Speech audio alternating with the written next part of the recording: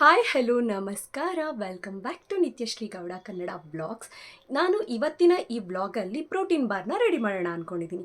ಕ್ವಿಕ್ಕಾಗಿ ಬೇಗನೆ ಯಾವ ಥರ ರೆಡಿ ಮಾಡ್ಬೋದು, ಅದಕ್ಕೆ ಯಾವ್ಯಾವ ಥರ ಸಾಮಗ್ರಿಗಳು ಅಂದರೆ ಇಂಗ್ರೀಡಿಯೆಂಟ್ಸ್ ಏನೇನೆಲ್ಲ ಬೇಕು ಅಂತೇಳಿ ನೋಡೋಣ. ಮತ್ತು ಇನ್ನೊಂದು ವಿಶೇಷ ಏನು ಅಂತಂದರೆ ಇವತ್ತಿನ ಈ ವ್ಲಾಗಲ್ಲಿ ಮಾಡುವಂಥ ಪ್ರೋಟೀನ್ ಬಾರಲ್ಲಿ ಯಾವುದೇ ತರಹದ ಆರ್ಟಿಫಿಷಿಯಲ್ ಸ್ವೀಟ್ಸ್ ಅಂದರೆ ಯಾವುದೇ ತರಹದ ಜಾಗ್ರಿ ಅಂದರೆ ಶುಗರ್, ಬೆಲ್ಲ ಈ ಥರದ್ದೆಲ್ಲ ಏನೂ ಸಹ ಯೂಸ್ ಮಾಡಲ್ಲ. ಅಂದರೆ ನ್ಯಾಚುರಲ್ಲಾಗಿ ಏನಿದೆಯೋ ಇಂಗ್ರೀಡಿಯೆಂಟ್ಸಲ್ಲೇ, ಅಂದರೆ ಈ ಒಂದು ಡೇಟ್ಸಲ್ಲಿ ಏನು ಬರುತ್ತೆ, ಅಂದರೆ ಖರ್ಜೂರದಲ್ಲಿ ಏನು ಬರುತ್ತೋ ಸ್ವೀಟ್, ಅಂಜೂರದಲ್ಲಿ ಏನು ಬರುತ್ತೋ ಸ್ವೀಟ್ಸ್, ಮತ್ತು ಅದೇ ಥರನೇ ದ್ರಾಕ್ಷಿ, ಒಣದ್ರಾಕ್ಷಿ ಅಂತ ಅನ್ನೋದೇನಿದೆ ಅದರಲ್ಲೆಲ್ಲ ಯಾವ ಥರ ಸ್ವೀಟ್ಸ್ ಬರುತ್ತೋ ಅದನ್ನು ಯೂಸ್ ಮಾಡಿಕೊಂಡೆ ನಾನಿವತ್ತು ಪ್ರೋಟೀನ್ ಬಾರ್ನ ರೆಡಿ ಮಾಡ್ತೀನಿ. ತುಂಬ ಹೆಲ್ದಿಯೆಸ್ಟ್ ವೇನಲ್ಲಿ ರೆಡಿ ಮಾಡೋಣ ಅಂದ್ಕೊಂಡಿದ್ದೀನಿ. ನೋಡೋಣ ಕ್ವಿಕ್ಕಾಗಿ ಯಾವ ಥರ ಎಷ್ಟು ಬೇಗ ಆಗುತ್ತೆ ನೋಡ್ಕೊಂಡು ಬರೋಣ. ನನ್ನ ಚಾನಲ್ನ ಲೈಕ್ ಮಾಡಿ, ಶೇರ್ ಮಾಡಿ, ಹಾಗೆ ಸಬ್ಸ್ಕ್ರೈಬ್ ಮಾಡ್ಕೊಂಡು ನೋಡಿ ಅಂತ ಹೇಳ್ತಾ ಈ ಬ್ಲಾಗ್ನ ಕಂಟಿನ್ಯೂ ಮಾಡೋಣ. ಓಕೆ, ಇಲ್ಲಿ ನಾನು ಯಾವ್ಯಾವ ಸಾಮಗ್ರಿಗಳನ್ನ ನಾನು ತೋರಿಸ್ತಾ ಇದ್ದೀನೋ ಈ ಡ್ರೈ ಫ್ರೂಟ್ಸ್ಗಳನ್ನೆಲ್ಲ ಇದನ್ನೆಲ್ಲ ಯೂಸ್ ಮಾಡಿಕೊಂಡು ನಾನು ಪ್ರೋಟೀನ್ ಬಾರ್ನ ರೆಡಿ ಮಾಡ್ತೀನಿ. ಇದನ್ನೆಲ್ಲ ನಾನು 200 ಗ್ರಾಮಷ್ಟು ಯೂಸ್ ಮಾಡ್ಕೊತೀನಿ. ನಾನು ಬಂದು ಮೊದಲಿಗೆ ಬಾದಾಮಿನ ಹುರ್ಕೊತಾ ಇದ್ದೀನಿ. ಏನು ಹುರ್ಕೊತಾ ಇದ್ದೀನಿ ಅಂತಂದರೆ ಇದು ಹುರ್ಕೊಳ್ಳೋದ್ರಿಂದ ತುಂಬ ಕ್ರಂಚಿ ಆಗಿರುತ್ತೆ, ತುಂಬ ಚೆನ್ನಾಗಿರುತ್ತೆ, ಟೇಸ್ಟ್ ವೈಸ್ ಮಾತ್ರ ತುಂಬ ಚೆನ್ನಾಗಿರುತ್ತೆ. ಸೊ ಅದಕ್ಕೋಸ್ಕರ ನಾನು ಮುಂಚೆನೇ ಲೈಟಾಗಿ ಒಂಚೂರು ಇದನ್ನೆಲ್ಲ ಪುಡಿ ಮಾಡಿ ಇಟ್ಕೊಂಡಿದ್ದೀನಿ. ಬಾದಾಮಿನ ಜಾಸ್ತಿ ಸಿಹಿಯಾಗಿ ಬಿಡಬಾರ್ದು, ಅಂದರೆ ಜಾಸ್ತಿ ರೋಸ್ಟ್ ಮಾಡಬಾರ್ದು, ಅದೇ ಸ್ಮೆಲ್ ಬಂದುಬಿಡುತ್ತೆ. ಲೈಟಾಗಿ ರೋಸ್ಟ್ ಆದರೆ ಸಾಕು, ಸ್ವಲ್ಪ ಕ್ರಂಚಿ ಆಗಿರುತ್ತಲ್ಲ, ತಿನ್ನೋದಕ್ಕೆ ಕೂಡ ಅಷ್ಟೇ ಟೇಸ್ಟಿಯಾಗಿ ಸಿಗುತ್ತೆ. ನಾನು ವಾಲ್ನಟ್ನ ಸ್ವಲ್ಪ ರೋಸ್ಟ್ ಮಾಡ್ಕೊತಾ ಇದ್ದೀನಿ. ವಾಲ್ನಟ್ ಅಷ್ಟೇ ನಾನು ಲೈಟಾಗಿ ಎಲ್ಲನೂ ಕೂಡ ನಾನು ಪೌಡರ್ ಟೈಪ್ ಮಾಡ್ಕೊಂಡಿದ್ದೀನಿ. ಪೌಡರ್ ಟೈಪ್ ಅಂದರೆ ಕಂಪ್ಲೀಟ್ ಪೌಡರ್ ಥರ ಅಲ್ಲ, ಈ ಥರ ಸ್ವಲ್ಪ ನಾವು ತಿನ್ನಬೇಕಿದ್ರೆ ಅದು ಬಾಯಿಗೆ ಸಿಗಬೇಕು, ಆವಾಗ ಚೆನ್ನಾಗಿರುತ್ತೆ ತಿನ್ನೋದಕ್ಕೆ ಅನ್ನೋದಕ್ಕೋಸ್ಕರ ಅಷ್ಟೇ.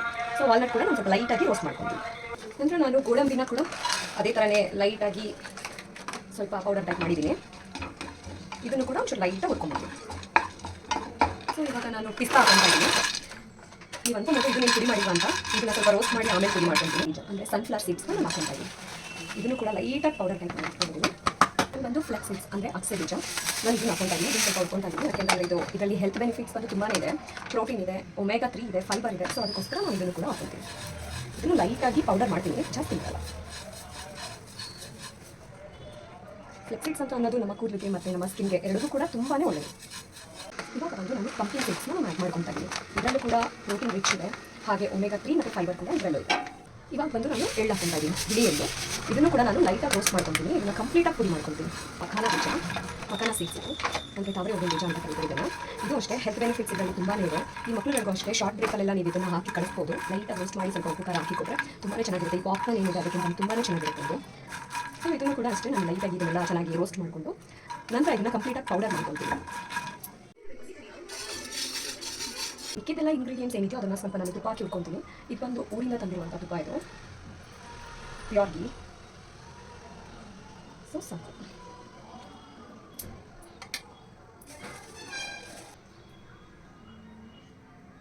ಕಪ್ಪು ದ್ರಾಕ್ಷಿ ಹಾಕ್ತಾ ಇದ್ದೀನಿ ನಾನು. ಇದನ್ನು ಅಷ್ಟೇ ನೀಟಾಗಿ ರೋಸ್ಟ್ ಮಾಡ್ಕೊಂಡಿರ್ತೀನಿ. ನಂತರ ಬಂದು ಅದೇ ತುಪ್ಪಕ್ಕೆ ನಾನು ಅಂಜೂರ ಹಾಕ್ತಾ ಇದ್ದೀನಿ. ಅಂಜೂರ ಅಷ್ಟೇ ಹಾಕ್ಕೊಳ್ಳಿ. ಡೇಟ್ಸ್ ಏನಿದೆ ಖರ್ಜೂರ ಅದನ್ನು ಹಾಕ್ತೀನಿ. ಇದು ಅಷ್ಟೇ ನೀಟಾಗಿ ಈ ಥರ ನಾನು ಕಟ್ ಮಾಡಿ ಇಟ್ಕೊಂಡಿದ್ದೀನಿ.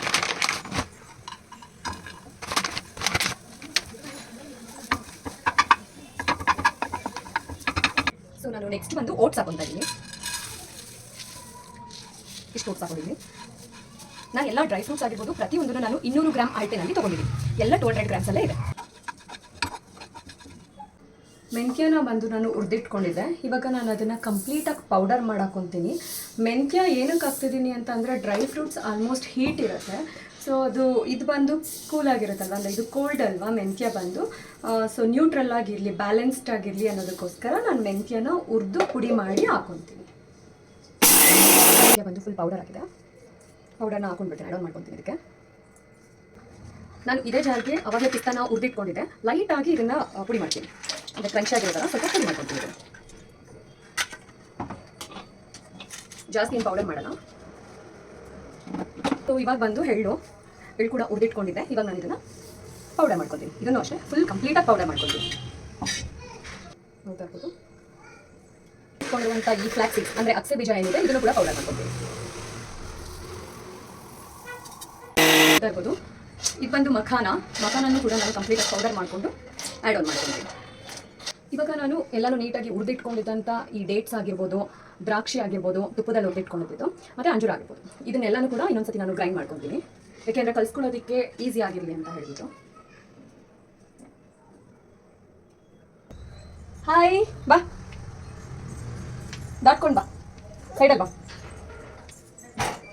ಸೈಡಲ್ಲಿ ಬಾ. ಏನಮ್ಮ ಏನಮ್ಮ ಏ ಹಾಯ್ ಹಾಯ್ ಹಾಯ್ ಏನಿದು ಆಯ್ ನಮ್ದು ಪುಟ್ಟ ಬೇಬಿ ಬಂದ್ಬಿಡ್ತು. ಏನಮ್ಮ ಆಕಡ ಆಕಡ ಇದ್ದ ಪಾಪ. ಇವನು ಅವಾಗಲೇ ಬಂದ. ನಾನು ವಿಡಿಯೋ ಮಾಡ್ತಾ ಇದ್ದಿದ್ದು ನೋಡಿ ಪಾಪ ಅವ್ರಮ್ಮ ಕರ್ಕೊಂಡು ಹೋಗ್ಬಿಟ್ಟು ಡಿಸ್ಟರ್ಬ್ ಮಾಡ್ತಾನೆ ಅಂತ ಹೇಳ್ಬಿಟ್ಟು. ಆದರೂ ಇವನು ಬಿಟ್ಟಿಲ್ಲ, ಓಡ್ ಬಂದ್ಬಿಟ್ಟಿದ್ದಾನೆ ಮೇಲ್ಗಡೆ ಹತ್ಕೊಂಡು. ಅಲ್ವಪ್ಪ ಅಲ್ವಪ್ಪ. Hi hi hi. ಸ್ವೀಟಿ ಇದು.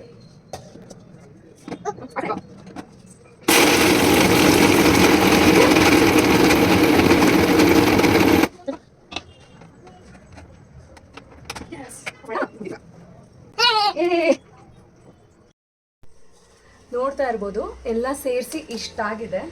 ಈಗ ನಾನು ಇದಕ್ಕೆ ಜೇನುತುಪ್ಪ ಕೂಡ ಆ್ಯಡ್ ಮಾಡ್ತಾ ಇದ್ದೀನಿ.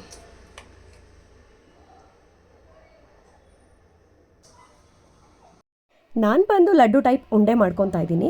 ನಿಮಗೆ ಬೇಕು ಅಂತಂದರೆ ತಟ್ಟೆಗೆ ಸ್ವಲ್ಪ ತುಪ್ಪ ಹಚ್ಚಿ ಅದನ್ನು ನಿಮಗೆ ಬೇಕಾಗಿರುವಂಥ ಶೇಪ್ಗೆ ನೀವು ಕಟ್ ಕೂಡ ಮಾಡ್ಕೊಳ್ಬೋದು. ನೋಡ್ತಾ ಇರ್ಬೋದು ಎಷ್ಟು ನೀಟಾಗಿ ಬಂದಿದೆ ಅಂತ ಹೇಳ್ಬಿಟ್ಟು. ಸುಮಾರು 80-85 ಲಡ್ಡುಗಳಾಗಿದ್ವು. ನೋಡೋದಕ್ಕೆ ಎಷ್ಟು ಚೆನ್ನಾಗಿ ಕಾಣಿಸ್ತಿದೆಯೋ, ತಿನ್ನೋದಕ್ಕೂ ಕೂಡ ಅಷ್ಟೇ ಟೇಸ್ಟಿ ಆಗಿತ್ತು. ಈ ಹೆಲ್ದಿಯೆಸ್ಟ್ ರೆಸಿಪಿನ ನೀವು ಕೂಡ ಒಂದು ಸಾರಿ ಮನೆಯಲ್ಲಿ ಟ್ರೈ ಮಾಡಿ, ಮತ್ತು ಈ ಟೇಸ್ಟ್ ಹೇಗೆ ಬರುತ್ತೆ ಅಂತ ಹೇಳಿ ನನಗೆ ಕಮೆಂಟ್ ಮಾಡಿ ತಿಳಿಸಿ. ಲಡ್ಡು ಇಷ್ಟ ಆಗಿದ್ದರೆ ದಯವಿಟ್ಟು ಲೈಕ್ ಮಾಡಿ ಮತ್ತು ಸಬ್ಸ್ಕ್ರೈಬ್ ಮಾಡಿಕೊಂಡು ನೋಡಿ ಅಂತ ಹೇಳ್ತಾ ಈ ವ್ಲಾಗ್ನ ನಾನು ಇಲ್ಲಿಗೆ ಎಂಡ್ ಮಾಡ್ತಾ ಇದ್ದೀನಿ.